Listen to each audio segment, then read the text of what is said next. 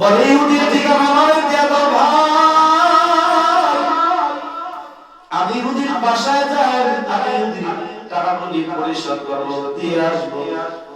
বলে ইহুদির ঠিকানা নেই, ইহুদির বাসায় যাই। এবার এই যুবক অহংকারওয়ালা যিনি টাকা দেয় নাই উনি যায় বলেন, ভাই গতকালকে আপনি আমার একজন মুসলমান বাইরে কত টাকা দিয়েছেন, টাকাগুলি তার দিকে নিয়ে নেন, অথবা তার থেকে বেশি নেন, যা চান আমি তাই দিয়ে দেব, আপনি এবার টাকাগুলি ফেরত নিয়ে নেন।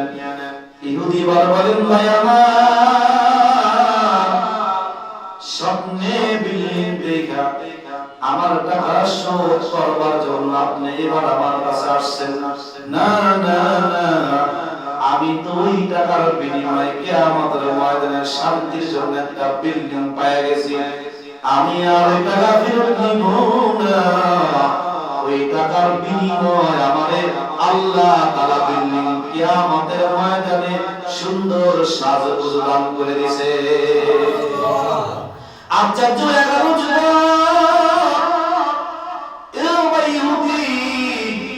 আমি স্বপ্নে বিল্ডিং দেখলাম, আমি চাইতে পারলাম না, চাবি নাই, কিয়ামতের ময়দানে মাশাআল্লাহ একটা বিল্ডিং আছে, এটা তুমি কিভাবে জানো?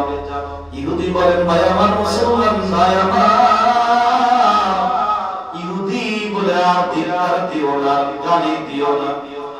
আমি যখন গতকালকে তোমার একজন মুসলমান ভাইরে ইফতার করা, তার বাচ্চার মুখে হাসি ফুটায়া বাচ্চাগুলি ইফতার করে আমি মনটা ভরে দিলাম, আমার টাকার মাধ্যমে বাচ্চাগুলি আনন্দ করলো, আহার করলো। রাতে আমি ঘুমিয়ে গেলাম। মদিনাওয়ালা মদিনাবাসী, মদিনা থেকে মদিনাওয়ালা পয়গম্বর আরবি নবী আমার বাড়িতে এসে হাজির হয়ে গেছে। নবী আমার বলেন, উম্মত দাঁড়া, আর কত তোমার বিয়ার গুনাহটা দাঁড়া। বলে আমার হাতটা ধরে আবার বলেন, আমার একজন উম্মতি তুই সাহায্য করলি আর তুই জাহান্নামে যাবি, এটা আমি নবী বরদাস্ত করতে পারি না। তাড়াতাড়ি ঘুম থেকে ওঠ, দাঁড়ায় আবার কালেমা পড়া এত মারাটা গলায় চলে নে। বলে নবী আমারে নিজে হাতে ধরিয়া ঘুম ভাঙ্গিয়া নবী আমারে কালিমা পড়ে মুসলমান বানায় দিছে। আশ্চর্য হয়ে গেল মুমিন, অহংকার করার কারণে আমি এত বঞ্চিত হয়ে গেলাম। অহংকার মুক্ত একজন মুমিন বান্দারে ইফতার করাইবার কারণে, টাকা ধার দেওয়ার কারণে মহান মালিক নবীর মাধ্যমে সরাসরি তার বাসায় আনিয়া কালিমা পড়ে মারা গলায় ঝুলে দিল। এর পিছনে কারণ কি? বলে ওই যে রোজাদার ব্যক্তি দোয়া করছে, আল্লাহ ভাই আমার ইহুদি তার জন্য কি দোয়া করব, তো তুমি তার গলায় হেদায়েতের মালা ঝুলায়া দাও। রোজাদার ব্যক্তি দোয়া করছে, দোয়া আল্লাহ তাআলা কবুল কইরা ইহুদিরে আল্লাহ তাআলা মুসলমান বানায় নবীর সাক্ষাৎ করিয়া জান্নাতের মালিক বানায়। সুবহানাল্লাহ। যে বা যিনি অহংকার মুক্ত জিন্দেগি যাপন করে তারে আল্লাহ তাআলা এই ছোট ছোট আমল করবার মতো তৌফিক দেয়।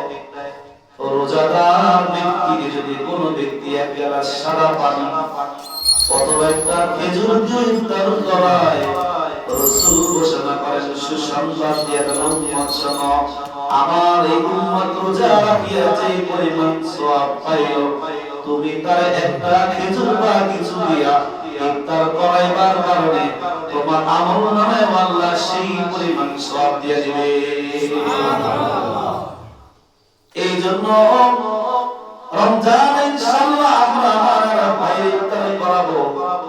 কত মানুষের টাকা আছে নিজে ভালো ভালো রমজানে খায়, পাশের বাড়ির মানুষ রমজানে ঠিক মতো খাইতে পারে না, সেহরি পায় না, ইফতার পায় না, ঈদে ভালো একটা পোশাক পায় না, শীতে মাদ্রাসায় কোরআন শিখনেওয়ালা কচি কাঁচা বাচ্চারা একটা কম্বল পায় না, শীতের ভালো পোশাক পায় না। যদি ওদের গায়ে আপনার আমার একটা পোশাক থাকতো, ওদের পরনে ওদের পিছনে একটা সুন্দর গরম জিনিস থাকতো, ও কোরআন পড়তো আর নবী কোরআন পড়িয়া পড়িয়া আল্লাহর কাছে দোয়া করতো।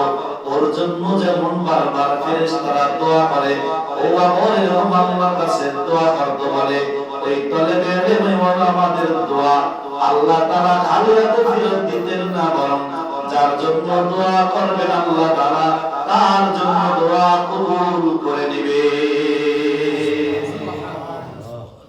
আল্লাহ তাআলা এই দুনিয়ায় যে ব্যক্তির অহংকার মুক্ত হয় তাদেরকে আল্লাহ তাআলা তওবা করবার মতো সুযোগ আল্লাহ তাআলা তাদেরকে দেয়। শুধু কি তাই, বড় অহংকার মুক্ত হওয়ার কারণে কষ্টে জীবন যাপন করে আর নিজের সবরে খেয়াল করে, আল্লাহ তাআলার কাছে অপরাধী মনে করে করে অভাবে থাকে, তারপর কারো কোনো জিনিস হারাম উনি ভক্ষণ করে না, কারো মাল উৎপাদ করে না, কারো জমিন উনি আত্মসাৎ করে না, কারো উনি বন্ধন ঠকায় না, কারণ দিলটার ভিতরে ভয় আছে। ওই যে অহংকার নাই, যার কারণে তার দিলে একটা ভয় আল্লাহ তাআলা দিয়া দিয়েছেন, এই ভয়ের কারণে ওই ব্যক্তি অপরাধ করতে পারে না, হারাম খাইতে পারে না, যার কারণে উনি হারাম থেকে বাঁচে।